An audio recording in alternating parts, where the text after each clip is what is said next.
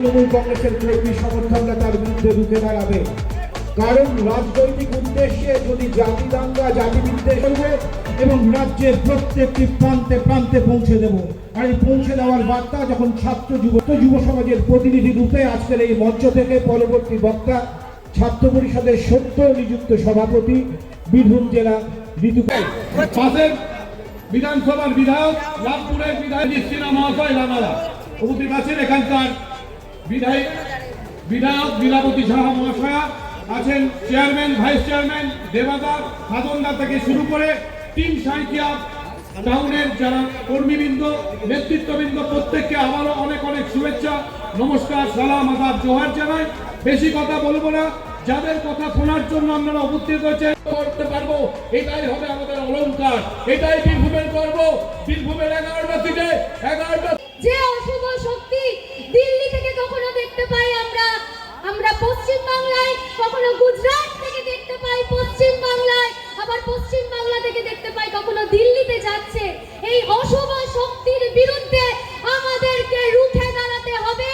এটাই আমাদেরকে আজ এই মঞ্চ থেকে, এই বিজয়া সম্মেলনী থেকে প্রতিজ্ঞাবদ্ধ হতে হবে এবং আমাদের মুখ্যমন্ত্রী মমতা বন্দ্যোপাধ্যায়কে 2026-এ চতুর্থবারের জন্য বাংলার মুখ্যমন্ত্রীর প্রতিজ্ঞা নিয়ে আজকে আমাদের এই বিজয়া সম্মেলনী থেকে আমরা বাড়ি ফিরব। তৃণমূল কংগ্রেসের পক্ষ থেকে আমরা আমাদের স্মারক উপহার তুলে দেব পৌর প্রধান এবং দেবাশিস সাহার হাত ধরে আমাদের প্রিয় জননেত্রী সম্মানীয় সাংসদ শ্রীমতী শতাব্দী রায় মহাশয়াকে।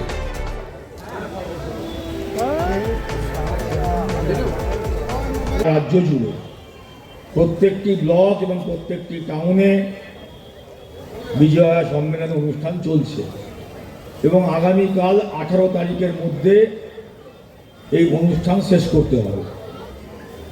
আজকে আমরা সাঁইথিয়া টাউনে এসেছি, আপনারা যে আয়োজন করেছেন তার জন্য এখানকার টাউন কমিটিকে অনেক অনেক অভিনন্দন, ধন্যবাদ জানাই। সময় লাল দুর্গবীর ভূমিখিনি জোড়া ফুলের প্রতীককে সামনে রেখে মমতা বন্দ্যোপাধ্যায়ের উন্নয়ন যাত্রাকে বীরভূমের সাঁইথিয়ার সুন্দর একটা পরিবেশ, বিজয়া সম্মেলনী শতাব্দী কলকাতা থেকে ছুটে এসছে, তাকে আমি ধন্যবাদ জানাই।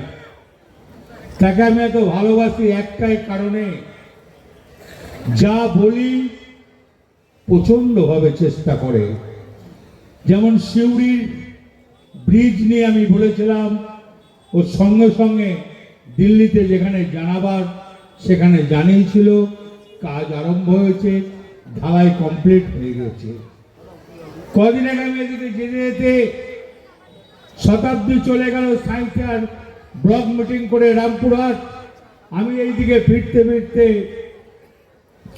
আমি জিজ্ঞেস করলাম সাঁইথিয়ার কাজ কতদূর। আমি শতাব্দীকে সঙ্গে সঙ্গে ফোনে ধরে বললাম সাঁইথিয়ার ব্রিজটা খুব প্রয়োজন আছে, সাধারণ মানুষের খুব কষ্ট হচ্ছে, তুমি তাড়াতাড়ি দিল্লিতে কথা বলো। পরক্ষণে আমি তারপরে কালকে শুনলাম উনি সঙ্গে সঙ্গে কথা বলেছেন, কাজ খুব তাড়াতাড়ি শেষ হবে। এই জন্যই আমি শতাব্দীকে ভালোবাসি। আমি ফোর লাইনের জন্য বলেছিলাম দুর্গাপুর থেকে মোরগ্রাম, সেটা স্যাংশন করেছে। একবার নয়, বারবার দিল্লিতে পিডব্লিউ মিনিস্ট্রির কাছে গিয়ে ওটাও বিরাট টাকা স্যাংশন করেছে। 10,900 কত কোটি টাকা ফোর লাইন স্যাংশন হয়েছে। এটাও শতাব্দীর অনেক বড় দাম আছে। প্রথম কথা বলি সাঁইথিয়ার মানুষকে, যে আপনারা আজকে যারা এসছেন ওয়ার্ড থেকে, আমার চেয়ে যারা বড় আমার প্রণাম নেবেন, আমার থেকে যারা ছোট আমার অন্তরের ভালোবাসা নেবেন।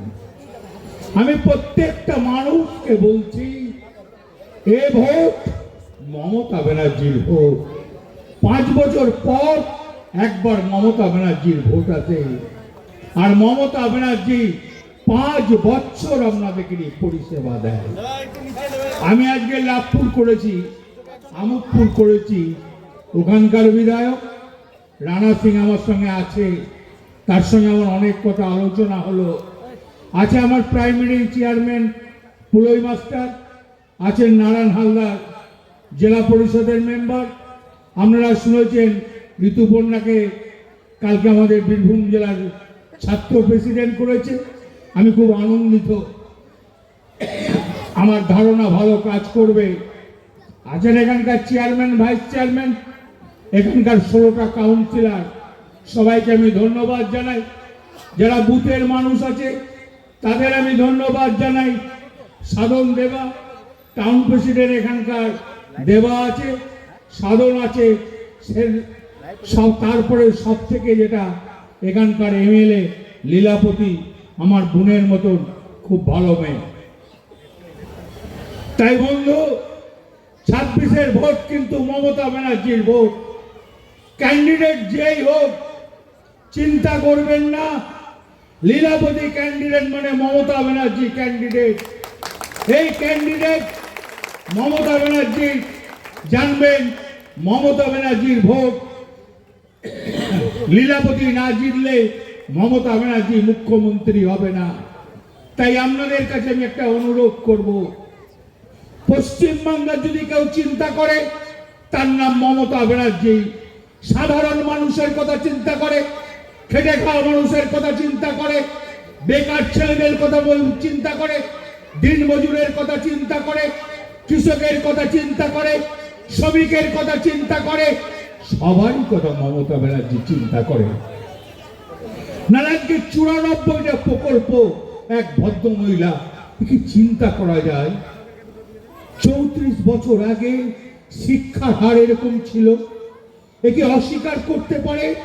আজকে স্বাস্থ্য সেবা এরকম ছিল, আজকে বিনামূল্যে ওষুধ পায়। কি ভাবা যায়? এর নাম মমতা ব্যানার্জি। কি দেয় না? রূপশ্রী দেয়, কন্যাশ্রী দেয়, স্বাস্থ্য সাথী দেয়। অস্বীকার করতে পারবেন? তারপর 5 বছর পর তার একবার ভোট আসবে। তাকে ভোট না দিলে আমরা বেইমানি করব না, আমরা ঠকবাজ হব না, আমরা অন্যায় করব না। এটা তো ঠিক নয়।